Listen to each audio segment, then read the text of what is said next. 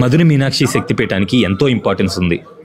మీనాక్షి అమ్మను చూడడం అనే ఆలోచన వస్తేనే ఎంతో ప్రశాంతంగా ఉంటుంది. అటువంటిది ఆ సరౌండింగ్స్ కూడా మనకి హెల్ప్ చేస్తే ఇంకెంత ప్రశాంతంగా మన నడక సాగుతుందో ఆలోచించండి. చిన్న చిన్న అడుగులు వేసుకుంటూ వెళ్ళే ఈ పసితనానికి తెలుసా తన ఒక శక్తి వెనకాల నుంచి నడిపిస్తూ ఉందని? లేకపోతే తాను పుట్టినా మనం పుట్టించిన కల్చర్కి తెలుసా అసలు దైవమే లేకపోతే తన ఉనికే లేదని? ఇలా సరౌండింగ్స్ చూస్తూ వెళ్తున్న నన్ను ఎన్నో క్వశ్చన్స్ చేస్తూ వస్తున్నాయి. గుడి దగ్గరికి వెళ్లే లోపల ఇంకెన్ని క్వశ్చన్స్ వస్తాయో.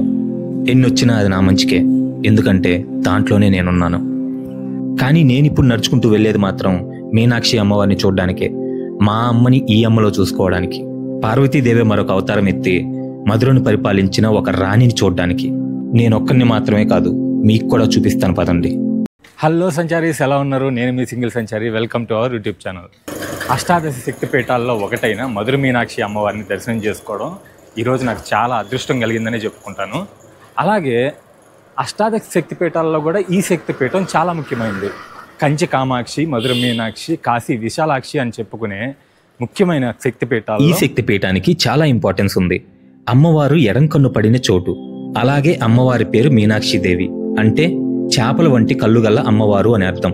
అంతేకాదు, ఇక్కడికి సాక్షాత్తు పరమశివుడే సుందరేశ్వరుడుగా ఇక్కడ అవతరించారంటే అమ్మవారిని పెళ్లి చేసుకోవడం కోసం ఈ క్షేత్రానికి ఎంత ఇంపార్టెన్స్ ఉందో ఆలోచించండి. ఈ శక్తిపీఠం అమ్మవారి 18 శక్తిపీఠాల్లో 8వ శక్తిపీఠం. పూర్వం ఈ ప్రాంతానికి రాజైన మలయధ్వజ పాండ్యన్ కాంచనమాల దంపతులకి పార్వతీదేవి అవతారమైన మీనాక్షిదేవి పుడతారు. అమ్మవారు కూడా అన్ని విద్యలు నేర్చుకుంటూ పెరిగి పెద్దయి ఈ మధురను పరిపాలించడానికి రాణిగా మారుతారు. అమ్మవారు అవతరించారంటే మహాశివుడు కూడా అవతరించాలి కదా. మహాశివుడు కూడా సుందరేశ్వరుడి రూపంలో ఇక్కడ అవతరిస్తాడు. అమ్మవారంటే సాక్షాత్తు శ్రీ మహావిష్ణువు చెల్లెలు పెళ్లి చేయడానికి శ్రీ మహావిష్ణువే పెళ్లి పెద్దగా మారి బయలుదేరతాడు. కానీ ముహూర్తం సమయానికి శ్రీ మహావిష్ణువు రాకపోవడంతో పవలిక్ కనివై ఈ ఆది దంపతులు పెళ్లి చేస్తారు. ఈ దంపతులు చాలా కాలం ఈ మధురను పరిపాలించారంట. ఈ మధురై నగరం ఎంతో ప్రాచీనమైంది.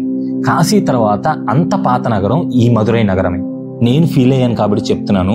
కంచిలో కానీ మధురైలో కానీ కుంకుమకొచ్చే సువాసన మన బ్రెయిన్లో ఉన్న హ్యాపీ హార్మోన్స్ రిలీజ్ చేస్తాయంటే నమ్మండి. మనసులో ఎంత బాధ ఉన్నా, మైండ్లో ఎంత స్ట్రెస్ ఉన్నా ఎంత హ్యాపీగా ఉంటుందో ఈ కుంకుమ వాసన చూస్తుంటే. నేను చెప్పేది అమ్మవారి గర్భగుడి దగ్గర పూజారులు ఇచ్చే కుంకుమ మాత్రమే. ఎందుకంటే మీనాక్షమ్మ పాదాలని తాకి వస్తుంది కదా ఆ కుంకుమ. ఈ దేవాలయం ఆర్కిటెక్చర్ అయితే అసలు చాలా బాగుంటుంది. లోపలికి వెళ్ళి మీరు 1 గంట 2 గంటలు ఆర్కిటెక్చర్ ని చూస్తూనే ఉండిపోతారు. మనకి కెమెరా లోపలికైతే అలో లేదు. ఈ రాజగోపురం దగ్గరే ఆపేస్తారు.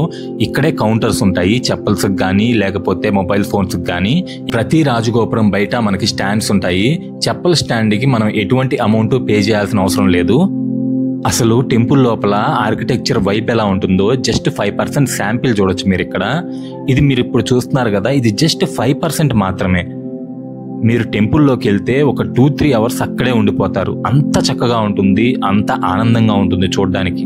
నేనిప్పుడు మీకు చూపిస్తున్నది టెంపుల్ బయట ఉన్న మండపం. ఒకప్పుడు దీన్ని షాపింగ్ కాంప్లెక్స్ గా వాడి ఒకవేళ పడిపోతుందేమో అనే భయంతో దీనిలో ఏ డెవలప్మెంట్ చేయకుండా వదిలేశారు.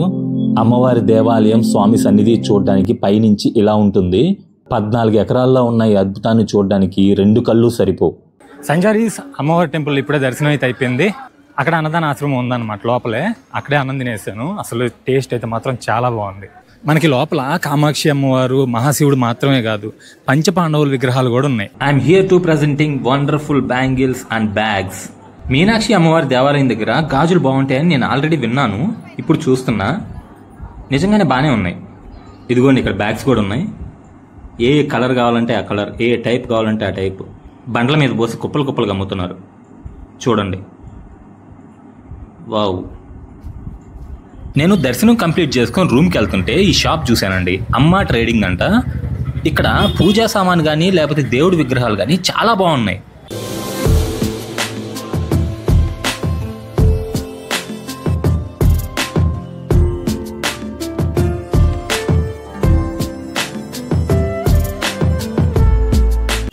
ఎవరైనా ఫ్యామిలీతో మధురైకి వచ్చే వాళ్ళు ఉంటే హోటల్స్ మాత్రం ముందే బుక్ చేసుకోకండి. ఎందుకంటే ఆ హోటల్స్ బుక్ చేసుకున్న తర్వాత చెప్పేది ఒకటి, ఇక్కడికి వచ్చిన తర్వాత ఉండేది ఒకటి.